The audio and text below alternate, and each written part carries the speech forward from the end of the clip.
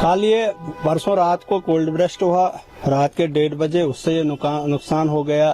ये नाला आया ऊपर से, तो इससे ये मकान ऊपर भी टूट गए, ये वाला मकान भी टूट गया। इसमें 2 छत डैमेज टोटल खत्म है। तो बस यही है कि इस कोल्ड ब्रेस्ट की वजह से हो गया सारा कुछ। इसमें ऊपर प्रोटेक्शन वाल नहीं है। इरिगेशन फ्लड कंट्रोल वालों को हमने बहुत बार एप्लीकेशन दे दी कि इसमें आप प्रोटेक्शन वाल दे दो, नाले को जो पानी है डाइवर्ट करो, ये बाजार और की तरफ जाता है, मस्जिद का रुख भी करता है। तो अगर इसमें प्रोटेक्शन नहीं लगी ऊपर तो ये पूरा महला और मस्जिद सारा डैमेज हो जाएगा, पूरा दरिया चनाब तक। तो और इसके अलावा एक मसला है कि बहुत सारे लोगों ने इधर ऊपर मकान बनाए। हमने कई बार एडमिनिस्ट्रेशन को भी इतला दी कि तकरीबन 200 टिपर मलबा यहाँ से तकरीबन 100 मीटर ऊपर रोड के साथ में डाला गया है इसी नाले में, लेकिन उस पर कोई कार्रवाई नहीं हुई। जो वो मकान 2-3 बन रहे हैं जिन्होंने वो वहाँ पर मलबा डाला है, उनके खिलाफ फौरन कार्रवाई होनी चाहिए।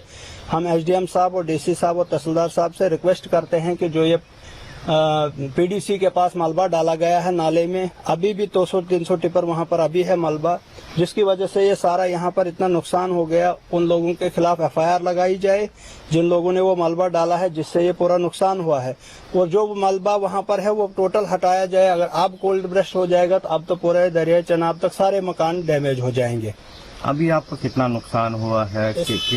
इसमें तो 2 छत का तकरीबन, तो ये मैंने तकरीबन 2-3 करोड़ रुपए यहाँ लगाया है, लेकिन 2 छत में आप खुद ही देख रहे हैं बोल्डर अंदर हैं, स्ट्रक्चर जो है डैमेज हो गया है।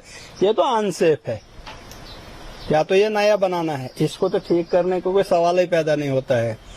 तो अब हम अपील करते हैं गवर्नमेंट से कि इसमें पहले प्रोटेक्शन का किया जाए। चलो हमारा तो नुकसान हो गया, जो बाकी लोग हैं वो बच जाए नुकसान से। और जिन लोगों ने मलबा डाला है उनके खिलाफ हम डीसी साहब से रिक्वेस्ट करते हैं, खास करके जो इरिगेशन फ्लड कंट्रोल डिपार्टमेंट है वो घर में बैठकर तनख्वाहें लेते हैं, वो तो कभी हमने दिखे नहीं तो उनका काम है देखना कि यहाँ पर कोई मकान बन रहा है, ये नाले में कैसे मलबा डाल रहा है, वो तो आते ही नहीं है। इसका मतलब वो उनसे पैसे लेते हैं।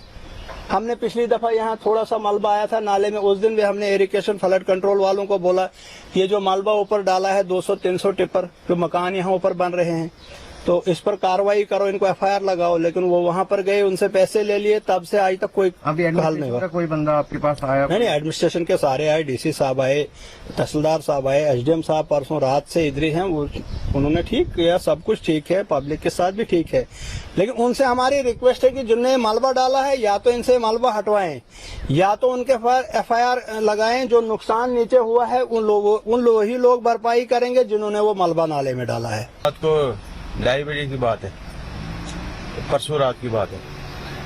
तो इधर हराए कुछ नहीं, इधर से भागे सारे, क्या करना, जान बचानी थी। इधर सामान तो हमारा कुछ रहा ही नहीं। जो 10-12 साल में जो जोड़ा छोड़ा था कुछ तो सारा चला गया। इधर किराए पे रहते थे। तो अभी क्या सिचुएशन है, क्या हालात हैं आपके? हालात यही है, देख लो आप, सब आपके सामने है, तो क्या बता सकते हैं। एडमिनिस्ट्रेशन का कोई आया क्या? वो खाली बोला है, अब तो देखो क्या बताओ।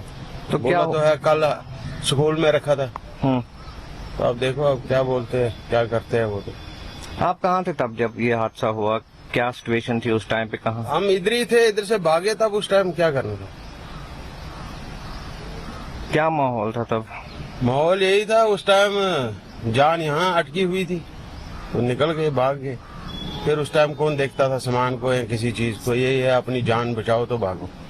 तो उस टाइम यही था। तो अभी आप कहाँ रह रहे हैं, क्या कर रहे हैं? इस टाइम स्कूल में रह रहे हैं। तो अभी क्या सोच रहे हैं, आगे क्या होगा? आगे अब देखो, अब जो गवर्नमेंट पे देखो, अब अगर वो करती है कुछ मदद हमारी तो चलो ठीक है, और क्या। बाकी आप देख सकते हो कपड़े तक नहीं रहे, कपड़े भी किसी के लगाए हैं। यही उस टाइम सोए थे सब अंदर, अचानक ही थोड़ी बारिश जैसी आई तो बोलने लगे पानी आ गया। जैसे बाहर निकले तो देखा तो सच्ची में फिर लोग बोलने लगे भागो, भाग गए हम। अब इस टाइम दर बदर हो रहे हैं। जो कुछ ये 12-13 साल में कमाया था सब चला गया भैया, कुछ भी नहीं रहा। हमारे तन पे कपड़े नहीं थे, ये भी किसी लोगों ने दिए, वो लगाए हमने। अब स्कूल में रह रहे वहाँ पे। अभी क्या कर रहे हो, खाने पीने का, रहने कुछ भी नहीं है, बस उधर ही बैठे हैं स्कूल में। बाकी क्या है, कुछ बर्तन नहीं है, कुछ भी नहीं है जो हम बनाए खाए। उधर दिया है किसी ने तो उधर ही बैठे, रात वहीं काटी थी। अब उन्होंने बोला है जब तक कुछ इंतजाम नहीं होगा तो इधर ही रहो।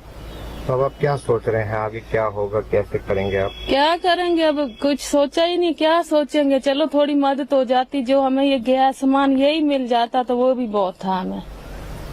तो आप क्या काम करते हैं? ये घरवाला मेरा मजूरी करता है।